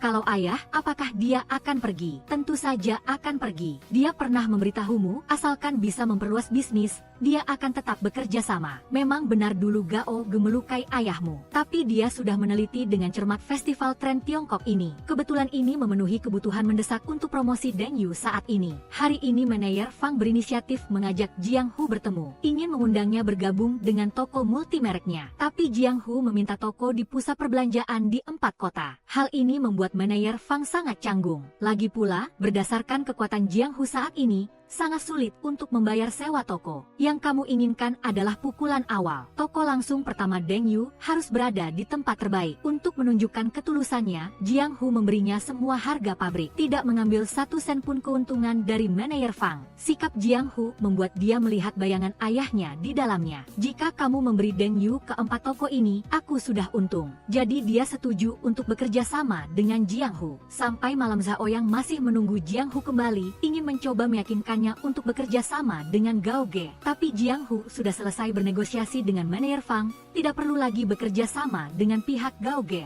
Zhao Yang mengira kondisi di sana lebih baik, tidak hanya memanfaatkan kesempatan untuk berpartisipasi dalam festival tren Tiongkok, tetapi juga dapat membantu Deng Yu memperluas pasar. Karena festival itu sangat cocok dengan citra merek Deng Yu. Tapi Jiang Hu sangat emosional saat mendengar nama Gao Ge. Semua yang Gao Ge lakukan bukan untukmu, bukan untukku, tapi untuk dirinya sendiri. Karena dia merasa bersalah. Meskipun mengabaikan Gao Ge, jika bekerja sama dengan perdagangan Fang Yuan, aku akan meninggalkan Deng Yu. Tidakkah kamu merasa apa yang kamu lakukan sekarang ini adalah masalah yang dibuat-buat? Karyamu tidak hanya dirancang untuk manajer Fang saja. Karena dia tidak layak, Zhao Yang tidak punya pilihan selain mengatakan alasan penolakannya. Karena dia pernah menggangguku, melihat Jiang Hu diam tidak berkata apa-apa. Zhao Yang juga bisa menebak hasil akhirnya. Agar tidak menghalangi perkembangan Deng Yu, Zhao Yang memutuskan untuk pergi. Saya sudah meletakkan surat pengunduran diri di mejamu. Apa maksudmu? Sekarang Deng Yu sedang dalam masa perkembangan. Saya menghormati pilihanmu, tapi saya juga punya batasan saya sendiri. Zhao Yang telah menyelesaikan pembentukan gaya untuk Deng Yu. Tunggu desainer baru datang bisa langsung mengambil alih pekerjaan. Saat Zhao Yang berbalik dan pergi, Jiang Hu tiba-tiba berkata, "Jika kamu pergi sekarang, aku harus mencari siapa untuk berdiskusi tentang acara Festival Tren Tiongkok." Tentang Festival Tren, Zhao Yang setelah mendengarnya terkejut sekaligus terharu. Ternyata setelah mengetahui Zhao Yang pernah diganggu, Jiang Hu secara khusus datang mencari manajer Fang untuk membatalkan kerjasama. Karena dia tidak ingin bekerja dengan orang yang memiliki moral busuk. Meskipun bekerja sama dengannya adalah pilihan terbaik, Jiang Hu tetap dengan tegas melepaskan kesempatan kali ini. "Kamu sudah menolak manajer Fang, jadi sekarang saya harus menanggung tekanan yang sangat besar. Kamu bersikaplah sedikit lebih baik, jangan menambah tekanan padaku. Curahkan ketulusanmu ke dalam acara kali ini." Tidak disangka Zhang Wenshan malah menyerang lebih dulu. Dia pergi mencari Gao Ge, meminta 3/4 dari luas Tan. Selain itu, mereka juga mengundang model asing untuk datang. Zhao Yang tahu tentang hal itu dan segera kembali ke pabrik sepatu. Free Unicorn berada di stand yang sama dengan kita, tapi waktu mereka 3 kali lebih banyak dari kita. Jiang Hu tahu bahwa semua ini adalah konspirasi Gao Ge. Dia menempatkan Deng Yu dan Free Unicorn di satu stand, karena kedua perusahaan ini pernah dimiliki oleh ayah Jiang Hu. Saat itu, tidak peduli bagaimana kedua pihak bersaing, yang paling diuntungkan tetap dia. Tapi Jiang Hu tidak akan mudah menyerah. Dia sudah memikirkan rencana yang lebih baik. "Kapan kamu akan memberitahuku? Kamu akan segera tahu." "Halo, nama saya Suling. Saya Mo Xiangwan. Saya Lin Xiang. Saya suka Deng Yu karena setiap detailnya bisa merasakan profesionalisme seorang penyair. Stan Deng Yu kami ada di sini. Apakah ada yang tertarik? Ayo ke Deng Yu. Ayo kita menikah." Dewi yang diam-diam dicintai Lau yang selama 20 tahun. Hari ini tiba-tiba melamarnya. Tapi dia sama sekali tidak senang. Karena dia tahu Zhao Yang hanya berbicara saat mabuk. Tak disangka dia malah mengatakan ini adalah satu-satunya kesempatan baginya. Meskipun dia tahu dirinya adalah ban cadangan, tapi dia tetap rela berada di samping untuk melindungi Zhao Yang. Keesokan harinya mereka berdua pergi mendaftar pernikahan. Zhao Yang memberitahu rekan-rekannya tentang hal ini, tetapi tidak ada yang percaya. Tidak, melihat dia ragu-ragu untuk menjawab. "Saya hanya tidak ingin melewatkannya lagi." Dalam hati Jiang Hu juga ada jawabannya. Untuk melepaskan ikatan di hati Zhao Yang, dia menceritakan rahasia Gao Ge tahun itu. Bertahun-tahun lalu Gao Ge menyukai seorang gadis. Gadis itu bernama Hailan. Dia dan Gao Ge adalah kekasih masa kecil yang sebenarnya. Saat dia paling sulit, Hailan putus sekolah dan pergi ke kota untuk bekerja demi dia. Awalnya Jiang Hu juga menyukai Gao Ge dan berpikir bahwa dia adalah pilihan terbaiknya. Tapi tak disangka semuanya hanya cinta sepihak. Gao Ge tetap setia pada perasaannya terhadap Hailan. Zhao Yang juga tidak pernah bisa masuk ke dalam hatinya. Meskipun Hailan menderita kanker stadium akhir, waktunya tidak banyak lagi, tapi Gao Ge tetap tidak menyerah padanya, bahkan mengadakan pesta pernikahan yang sempurna. Jiang Hu menceritakan hal ini kepada Zhao Yang ingin dia melepaskan masa lalu, hidup bahagia bersama Lao Yang. Tapi ibu Zhao Yang menentang keras, meminta mereka berdua untuk segera bercerai. "Bercerailah sekarang juga untuk ibu. Saya menikah dengan orang kaya. Dengan begitu bisa mengajak ibu menikmati kebahagiaan." Bahkan mengatakan bahwa awalnya menyuruh Zhao Yang bersikap baik kepada Lao Yang hanya karena ingin dia merawat ibu dan anak itu, bukan agar mereka berdua menjadi suami istri. Zhao Yang tahu ibunya menganggapnya sebagai alat pencari uang, tapi dia masih di samping mengeluh tanpa henti. "Benar, benar, benar. Ibu mengakuinya. Setelah kamu mendapatkan uang, memang tuntutan ibu padamu sedikit lebih tinggi. Tapi ada pepatah, membesarkan anak untuk hari tua. Bukankah ini membesarkan anak untuk hari tua?" Juga mengatakan bahwa dulu ayah Lao yang mabuk sering main tangan. Ada kemungkinan dia akan sama seperti ayahnya nanti. Tak disangka percakapan mereka berdua didengar oleh Lao Yang. Dia merasa sangat sedih, tapi tetap berinisiatif datang untuk melamar Zhao Yang. "Zhao Yang, aku tahu sebenarnya kamu tidak peduli dengan ritual ini, tapi aku tetap berharap orang lain peduli. Kamu juga peduli. Orang lain tidak peduli. Kamu tetap peduli. Hari ini di bawah kesaksian semua orang, menikahlah denganku. Saya bersedia." Pasangan itu pertama kali bepergian ke luar negeri. pagi, tapi lupa memesan kamar hotel. Kamu belum memesan kamar. Pagi-pagi setelah bangun tidur, kamu sudah bekerja tanpa henti. Baru siang hari bisa dipastikan bisa datang. Mana ada waktu untuk memesan kamar. Ketika Jiang Hu sedang duduk memesan kamar, tidak sengaja melihat Zizi sedang tertawa dan berbicara dengan gembira dengan gadis lain. Lalu dia marah dan langsung memesan 2 kamar. Setelah Zizi kembali ke kamar dengan gembira, tiba-tiba dihalangi oleh Jiang Hu di luar pintu. Kartu kamar ini, tadi bukankah kamu mengobrol dengan orang lain dengan sangat akrab? Dan Frank juga, berikan dia sedikit ruang pribadi. Zizi melihat Jiang Hu cemburu, buru-buru masuk ke kamar untuk menghiburnya, menjelaskan bahwa itu adalah pelanggan perusahaan. Tadi Frank hanya untuk mengirimkan solusi kepada pihak lain saja. Mendengar dia berkata begitu, Jiang Hu baru mereda marahnya. Sampai malam dia minum sedikit anggur. Bagaimanapun juga, ini pertama kali jadi tidak ada pengalaman. Jiang Hu mengenakan piyama yang telah disiapkan dengan cermat, ingin menunjukkan daya tariknya. Kamu kemana, Jiang Hu?